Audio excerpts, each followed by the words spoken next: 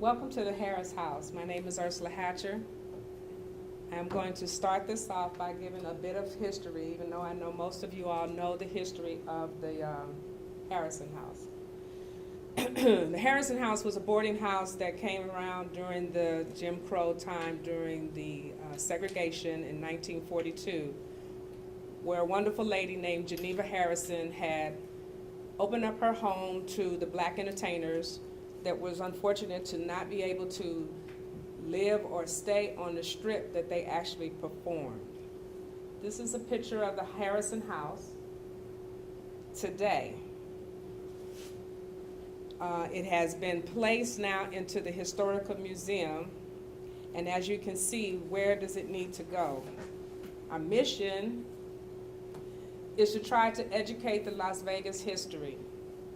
To preserve the history for this house is, as you saw in the previous film, is plenty of work.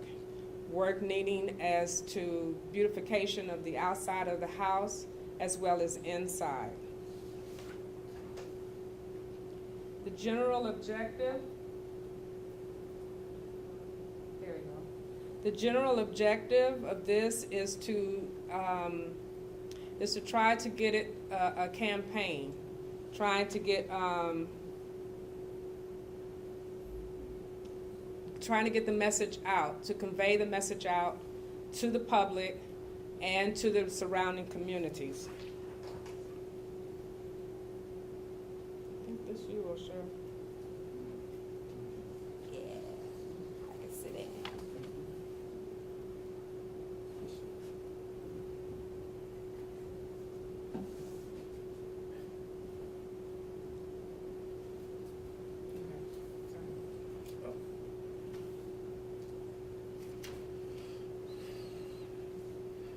Good evening, my name's Ronnie Collins, and I'll be going over the market SWOT analysis for the Harris House this evening.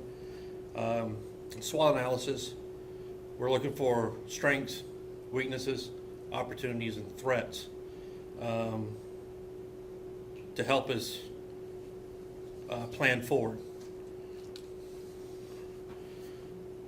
One of the biggest strengths with the Harrison House is its history.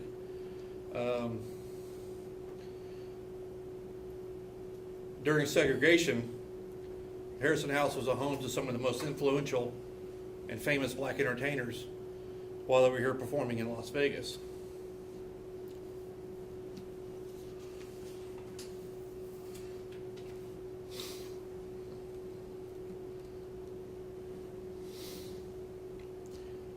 A weakness of the Harrison House is awareness.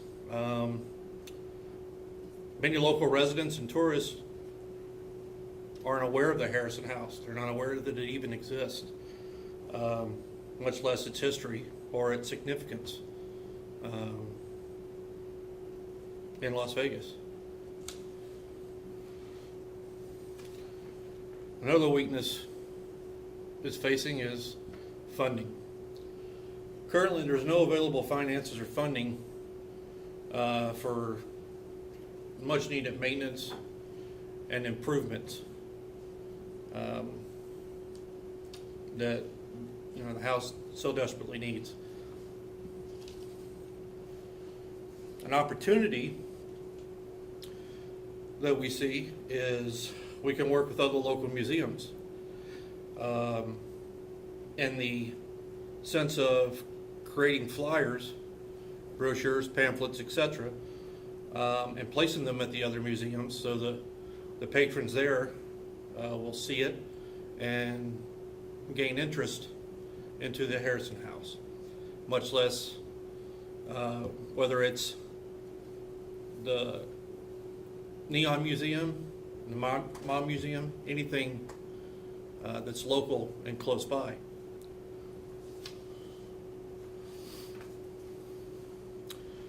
Another opportunity is reaching out to schools and churches and local businesses for labor and supply donations for a makeover of the grounds and the I guess, the overall look of the house itself. So, you know, a little paint, little landscaping. If we get enough people together, then we can bring everyone in unison, you know, and, you know, we can have a day where the Harrison house is beautified at the cost of nothing.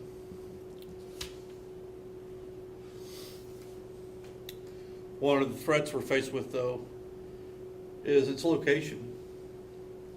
It's perceived as a high crime area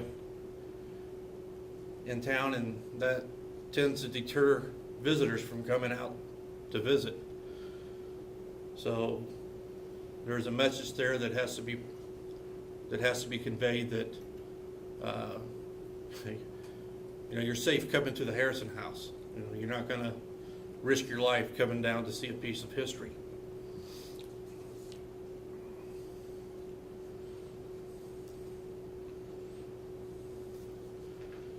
And another threat, finally, is the other nearby museums, ironically. With so many of them close by, it makes us question, how come none of that traffic finds its way to the Harrison house? Well, that's back where we go back to the flyers at the museums and such. That's how we want to get that traffic to visit. But right now, it's not happening. So that is your market SWOT analysis.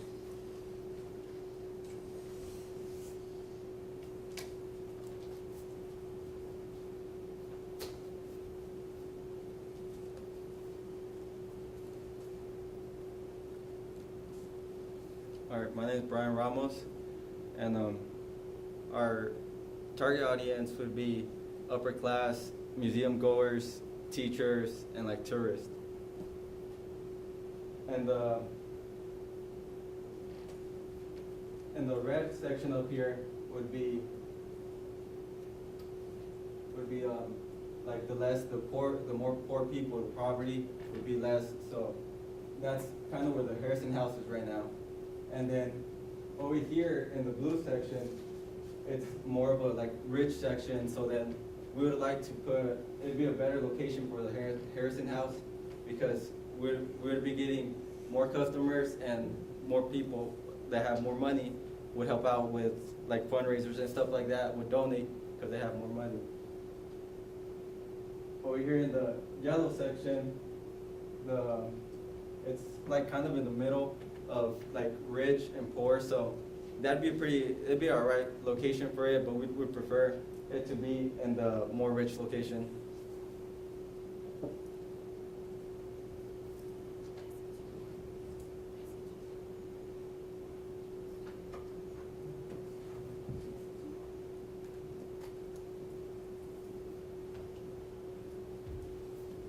Hi, I'm Asura.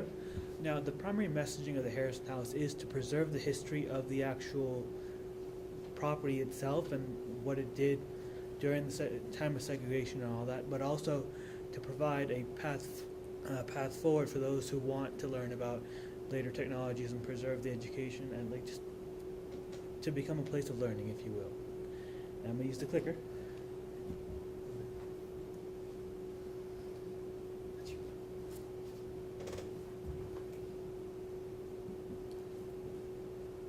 The original logo is the first house that's in the green and the brown. It is their branding that they have. I have actually recreated another one that may be helpful for the Harrison house, to show that the history of music came out of this house as well. So even though this logo that I had made is just in black and white, is just the main etching of it, could maybe develop into maybe more colorful, being that music is colorful itself. So this is just a rough draft of something that can help to bring more to the Harrison house, is branding in this logo.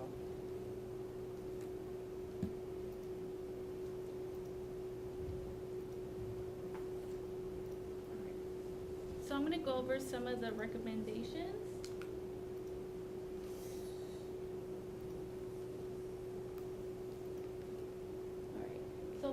positive things that I saw on the website for the Harrison House was their About section. Specifically the last line, it's a little bit unclear, but it says the Harrison House is the last standing example of a boarding house, which we thought it was a great message. It was clear, short, and to the point. One of the recommendations we have is with their search engine optimization, and this is going to be free. First off, you see the Harrison House side stack, which is their Google My Business listing. So the first thing we could do to make an easy, free correction is to get the name, address, and phone number correct. Once we get that correct, we could link the website, correct the hours, and this would be one of the first listings that would come up on your Google search. Another free suggestion is a Yelp page. The Harrison House does not have a Yelp page. And as of today, we have about 84 million visitors to Yelp. So this is a great way to get the Harrison out into the public. How many people in here use Yelp? Do you guys use Yelp? Check Yelp before you go into the restaurant. If it has bad ratings, do you even go to it? Probably not. So, Harrison House, another suggestion is your free listing on Yelp. Next thing is your social media. Your social media is a little bit confusing. You have a quilt as your profile picture. What does it mean? There's no text into that photo. We're not understanding what is going on your Facebook page. So a little bit of optimization to your Facebook page with bios, history, and also correcting your name, address, and phone number would be a great idea for your social media. Next thing is this running a Facebook campaign. Today, running an ad on Facebook is really cheap. You could do it, you could run it for 30 days, $5 a day. And this is an example of the type of audience you can reach. Just like Brian mentioned in our heat map, we could place specific targeted ads to the areas where we want it to be exposed to those people. So for our example, our demographics was 35K and up as a household income, male and female, 18 and up, whose interest is history. So it's saying here in the Las Vegas Valley, the potential reach of doing a $100 campaign will reach 300,000 people. And on daily, your ad would be exposed to 800 to 3,000 people. So here's a concept for a billboard. We wanted to stick to something that showed or represented Las Vegas and old school Hollywood glam. So we wanted to use simple colors, simple text, black and sleek, and place it, we understand that on the Las Vegas Strip is a high traffic area. However, this is just an example of what we can offer. And finally, pass it to Marty.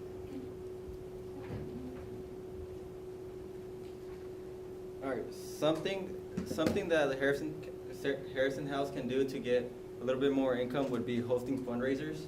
Fundraisers can start from like car washes to live musicians. Like striving musicians could help out by getting a little bit more attention to the people, like tourists and stuff like that.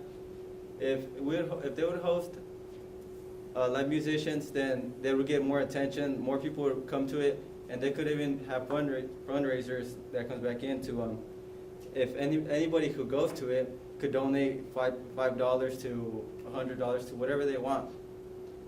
Also, they could get sponsors. I work for a company called Gecko Wraps, and we could wrap their vehicle. Their vehicle would be driving all over Vegas, and everybody would be seeing it.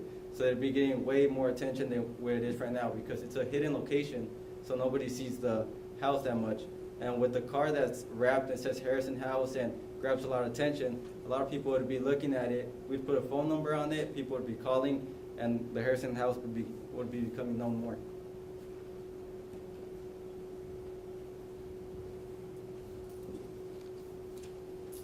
one last suggestion that I have is the search engine optimization on their actual website. Currently, on their fold, on their website, they have a really nice picture. However, when viewers see it on mobile or on desktop, it is highly distorted. So we would suggest fixing the photo and adding some headlines, your first headline and your second headline to exactly state what the Harrison House is. There is a couple of website pages that are blank, like their calendar. Their calendar isn't uploaded, it's just a daily calendar, has holidays on there, but they don't put any actual content.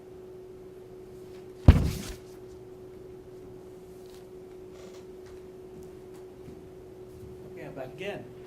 So one thing that I've noticed that the Harrison House already had in terms of their repertoire of things that they can use to get their brand out was a shirt. The thing is, that shirt that they had earlier was very dull, very bland. It was the most basic kind of shirt you can get, white, a bunch of sponsors plastered on the back without any real prioritization of the Harrison House itself. So here, I've taken the logo that my maiden colleague has made, and just placed it under, a silhouette of a guy playing trumpet on the moon, or against the moon, and King Cole and all that. And to me, it makes this shirt something you actually want to wear outside and be seen in it. Whereas the other shirt would have been something you wore at home, probably as a pajama top, and threw it in the washer like 3 weeks later. Now, when I was talking to Catherine, there was a couple of things that she wanted specifically the house to have. And not just the house, but the churches surrounding the neighborhood. And that was the color changing lights, mainly to correspond with the Bible, actually. So the idea is we get like LED bulbs that are Bluetooth or Wi-Fi controlled, and place them into the existing fixtures or place them into the ground and have them strobe up. Now, what this will do is it'll tie in the churches, the Mob Museum, and the Harrison House itself with a more concrete aesthetic at night. It's something that's repeatable throughout multiple structures in that neighborhood, and it's something that'll give that neighborhood a signature. Another thing is, if you actually go to the house, the bars are pretty noticeable, and they're slightly intimidating, to be completely honest. Now, there are several different ways you can mitigate that issue, and one of them is to add a surveillance system and floodlights at night. Statistically speaking, I'm pretty sure that criminals are less likely to go to a house that's well lit and where they know someone's watching. So you could take the bars off, have the surveillance cameras, have the floodlights, and have that security and peace of mind there. See, another thing that Catherine really wanted was raised bed gardens. If you go to the property, there are actually remnants of what were raised bed gardens, but they've been let go after a while, and you can see they've started to decay and fall apart, basically. Now, with the house being primarily focused on music, there are certain kinds of plants and animals, or plants mainly. You don't want animals there, that would be complicated. Unless you like complicated, but anyway, so there are certain plants that you can bring in that bring a feel of life to it, mainly like fruit trees and some even local plants like I believe it's called the prickly pear cactus, which is a local plant that's grown here for a myriad of thousands of years. And it's been used by the Native Americans, and it's actually edible in multiple stages. The fruit on top and the leaf itself is edible. And she can also use the raised bed gardens to plant fruit and things like that. But they can also double as seating for an auditorium or a stage kind of thing. So basically what you do is you build the raised bed garden. You have it about 2-3 feet long where you can plant the food and tomatoes and the food you want to eat and things like that. And you also have a seat attached to the raised bed garden. So you can have your stage and things near the carport area, but as you get further towards the south side of the property, you'll have seating and the integrated gardens, plus the cacti and the trees to really give that area a live kind of look. Right now it looks like a desert, which it is, but still. And here's the stuff I was talking about. So yeah, here you can see the stage that's near the carport area, and then we'll have the raised bed garden / seat, which is the most creative name I can come up with. And people have a seat right here, have a nice little garden section. This way you have two purposes for one single space. That way you don't waste all the area that you have just on a single thing. And then you have the trees on the south side of the wall, which are meant to grow up and grow over and, you know, for people to pick fruit while they walk by and just grab their attention, which works actually in California. Okay, one more thing that I've been really passionate about and wanting quite badly is a mural on the south wall. Now, right here, there's so much space in terms of what an artist can create. It's a massive canvas. So, what I'm going to show you is not any kind of rendering of what it should be, but just an idea. You could have the basic mural with all your musicians right here and have the musical notes flat, like go down here. And if you want, you can wrap it around the whole property. So when people drive by, they're almost forced to look. It gets you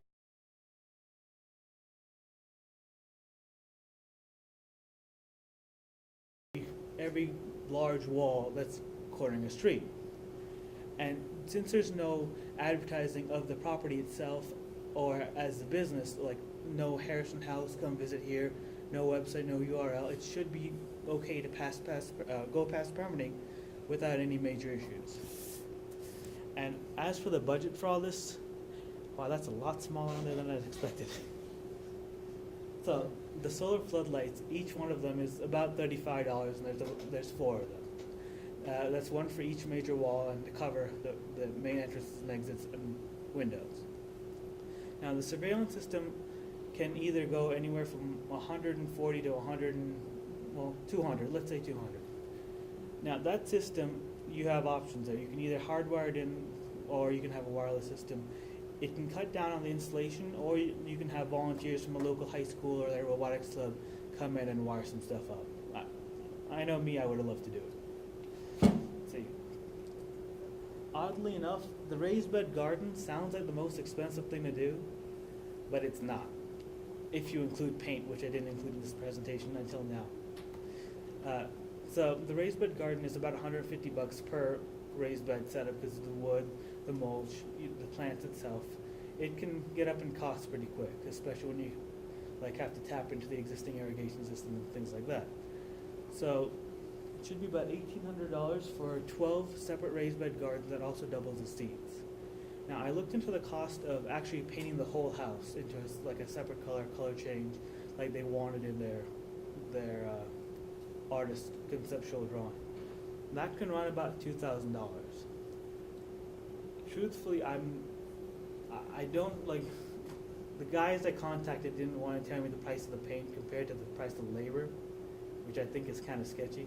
But I'm pretty sure if we have volunteers come out and do it, we can probably do it for about $1,500. Now, all of this sounds kind of expensive. It's about $5,000 just to do this relatively minor invasive-ish outdoor remodel. But when you think of it, the Neon Museum downtown, the Neon Museum downtown actually got a $425,000 grant, I think in December, for an expansion and things like that. I know Ashanti's actually working on filing the paperwork to get more grants and things like that. And when you think of it in the long-term aspect of what people will bring and what you can advertise on the property, I feel it adds the value back in terms of $5,000. So that's it.